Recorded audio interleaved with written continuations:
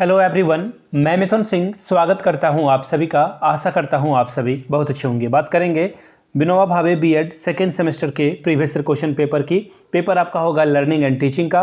Paper की जो संख्या है वो है 06 और 2017-19 का ये क्वेश्चन पेपर है। आगे बढ़ें उससे पहले मैं आपको बता दूं, पिछले 5 से 7 साल के जितने भी क्वेश्चन पेपर हैं उन सभी की वीडियो एक ही प्लेलिस्ट में मैंने तैयार कर रखी है। Vinoba Bhave BEd second semester के नाम से आप जा करके देख सकते हैं। दूसरी बात, पिछले 5 साल के क्वेश्चन पेपर की जो पीडीएफ है उसे प्रिंट कराइए और खूब अच्छे से पढ़िए। एग्जामिनेशन हॉल में जाने से पहले घर पे 4-5 दफ़ा आप प्रैक्टिस कर लें। एग्जामिनेशन में आपका एग्ज़ाम बहुत अच्छा जाएगा और कभी भी टाइम मैनेजमेंट या क्वेश्चन छूटने वाली समस्या रहेगी नहीं आपके साथ। तो पिछले 5 साल के क्वेश्चन पेपर की पीडीएफ आपको 49 रुपये में प्रोवाइड कर दी जाएगी। अब एक और डाउट आ जाता है बच्चे का कि सर ये तो आप पेपर दोगे, इसमें तो आंसर नहीं रहेंगे, तो फिर क्या फ़ायदा। तो देखिए 199 में आपको सजेशन मिल जाएगा।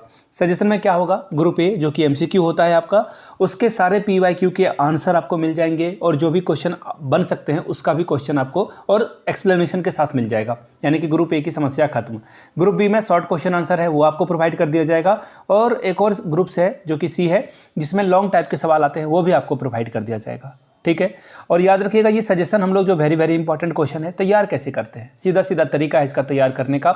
हम लोग स्टडी करते हैं पिछले 5 से 10 साल के क्वेश्चन पेपर को कि किस तरह का सवाल पूछा गया है।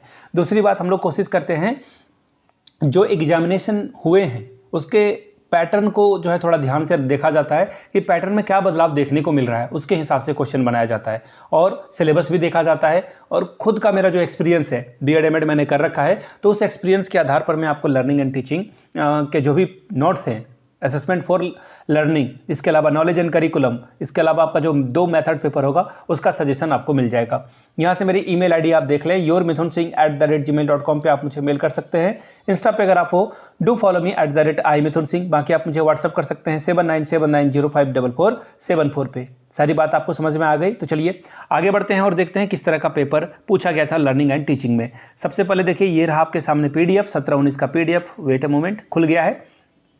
लर्निंग एंड टीचिंग का ये पेपर है। 17-19 में ये जो है पेपर कंडक्ट कराया गया था। फुल मार्क्स था 80 का, 3 घंटे का ये पेपर है। याद रखिएगा 80 में 36 लाओगे तभी आप जो है पास कर पाओगे, ये पासिंग मार्क्स है आपका। ठीक है जी, चलिए ग्रुप ए में बढ़ते हैं और यहाँ से एमसीक्यू देखते हैं। मैंने आपको पहले बताया ग्रुप ए एमसीक्यू पूछा जाएगा, कितने 10 एमसीक्यू पूछे जाएंगे और हर एक सही जवाब के लिए आपको 2-2 नंबर रिवार्ड के तौर पर मिलेगा। पहला, teaching is the arrangement for continuous for reinforcement, who said this. Skinner साहब ने कहा था।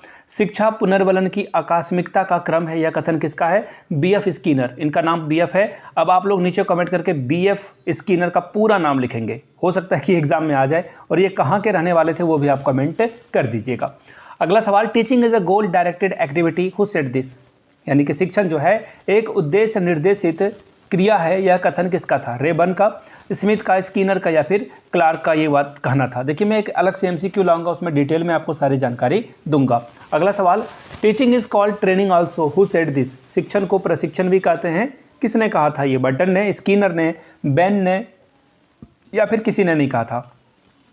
Question number D, all teaching is a promotion of a learning, who said this. समस्त शिक्षण का अर्थ है सीखने में वृद्धि करना, किसका कथन है, पता नहीं। 17-19 में क्या हुआ था, सारे स्टेटमेंट वाले सवाल थे। स्मिथ ने कहा था, रेबर ने कहा था, जेम्स एम थायन ने कहा था या फिर किसी ने नहीं कहा था।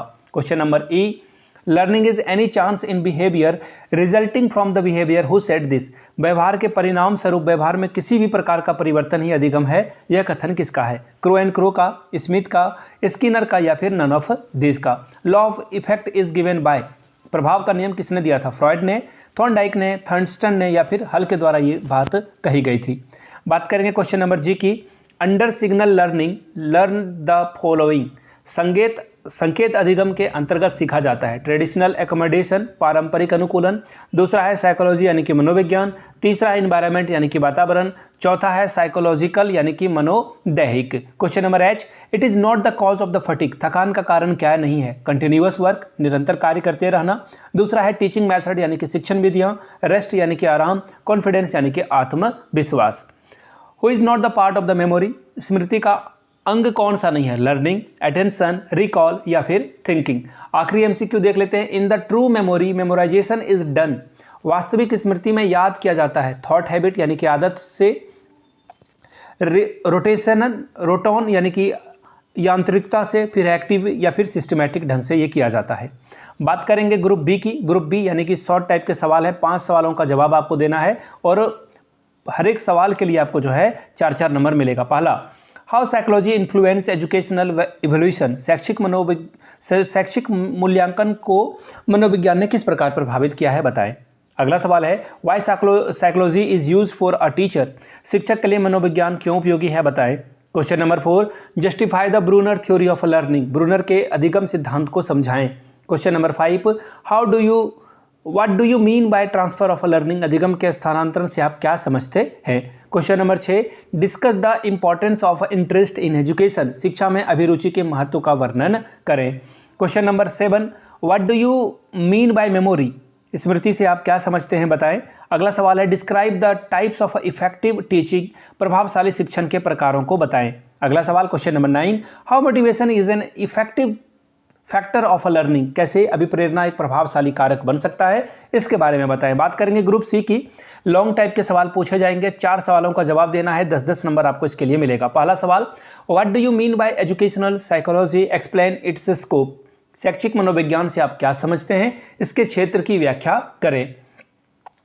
Question number 11, what do you mean by learning, explain the main factor which influence learning, अधिगम से आप क्या समझते हैं, अधिगम को प्रभावित करने वाले मुख्य तत्वों का वर्णन करें। Question number 12, define attitude and describe its major component, मनोवृत्ति की परिभाषा दें और इसके मुख्य घटकों का वर्णन करें। Question number 13, describe the stages of a cognitive theory of a development of a पियाजे, पियाजे के संज्ञानात्मक विकास सिद्धांत के अवस्थाओं का वर्णन करें। Question number 14, what do you mean bye personality, explain it's nature, व्यक्तित्व से आप क्या समझते हैं, इसके स्वरूप की व्याख्या करें। Question number 15, explain the process of a thinking and give an account of the method of developing childrens thinking, चिंतन की प्रक्रिया का अर्थ स्पष्ट करते हुए बालकों में चिंतन में विकास करने की विधियों के बारे में बताएं।